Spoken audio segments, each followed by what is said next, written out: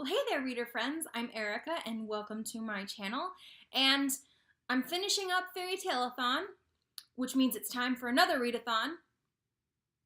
Here's my TBR for Contemporaryathon Round 4.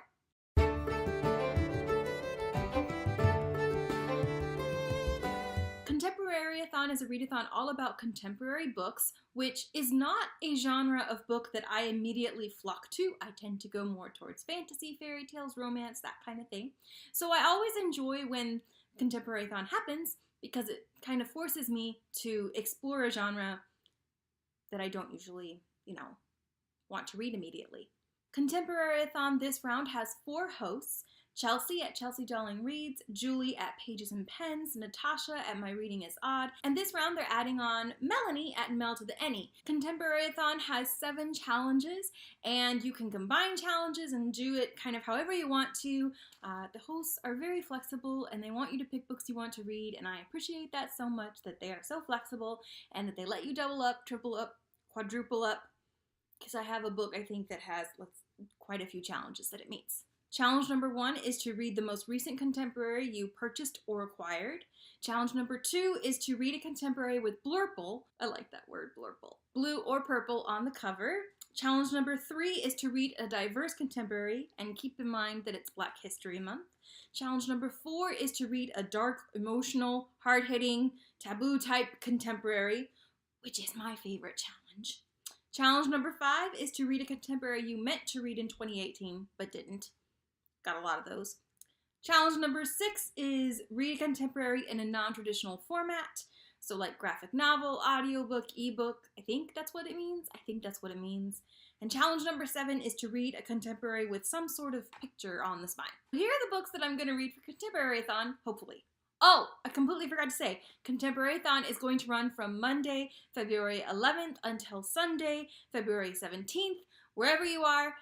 So, yeah, I'm doing 2 readathons back to back. We'll see how it goes. These are the books that I'm going to read for Contemporaryathon, right here. Dear Evan Hansen, Pride, and Girl Made of Stars. I'll go over the challenges they meet in just a second, but before we get started, all 3 meet the challenge of most recently purchased acquired, because I checked them all out from the library yesterday. First, I have Dear Evan Hansen by Val Emmich, Stephen Levinson, Benj Pasek, and Justin Paul. This is a novelization of the hit Broadway musical, which won the Triad at the Tonys. And I went to go see this musical on Wednesday, and I loved it so much.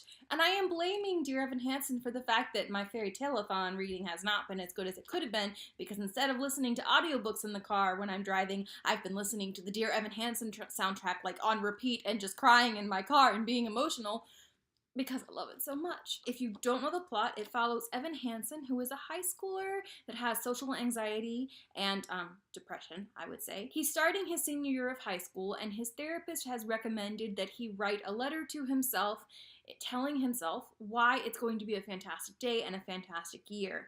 And the letter gets kind of misdirected. I don't know, I'm very curious about what I'll think of the book, because part of why I love the musical so much is the songs.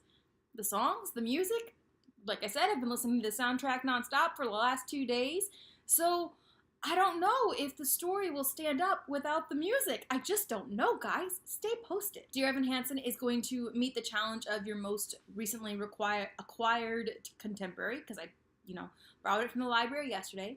It also meets the challenge of read a contemporary with blurple on the cover, because you look at all that blue. Look at all that beautiful blue. I love blue. I think it also could meet the challenge of reading a diverse contemporary, because Evan has mental illness. Oh, and it also meets challenge number 7, which is to read a book that has a picture on the spine, because on the spine it has this beautiful blue tree. It's gorgeous. It's pretty. I love it so much. The next book I'm going to read for Contemporaryathon is Pride by Ibby Zaboy, which is a contemporary retelling of Pride and Prejudice with 2 African-American leads, and it takes place in Brooklyn, New York. I desperately wanted to read this book in 2018 when it came out, and I didn't get to it, and I'm still really irritated about it. Oh, I didn't realize this has blue on the cover too. Everything has blue. I love blue, guys. It also meets challenge number 3, read a diverse contemporary, because the 2 leads are African American, and it deals, I'm sure, with issues of being African American in the United States. And I don't know if this qualifies because I'm still kind of confused about, like, not confused, but just not completely sure about challenge number 7, the reading a book with a picture on the spine. Like, I don't know. Does that count? I feel like it could count. Maybe not as strongly as Dear Evan Hansen, but it's pretty. It's pretty. And the final book I'm going to read for Contemporaryathon was recommended by the hosts, I feel like, at one point or another, and it's been recommended by friends, and that is Girl Made of Stars by Ashley Herring Blake. This book follows a main character named Mara, who has a twin brother named Owen, and Mara's best friend Hannah accuses Owen of rape.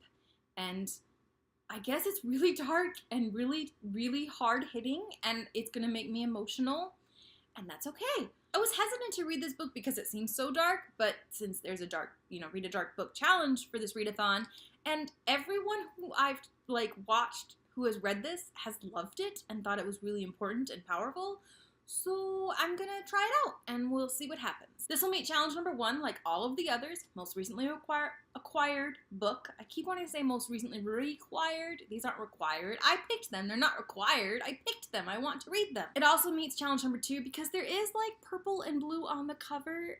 It's subtle, but it's there. It's there. It meets challenge number 4, reading a dark, hard-hitting type contemporary.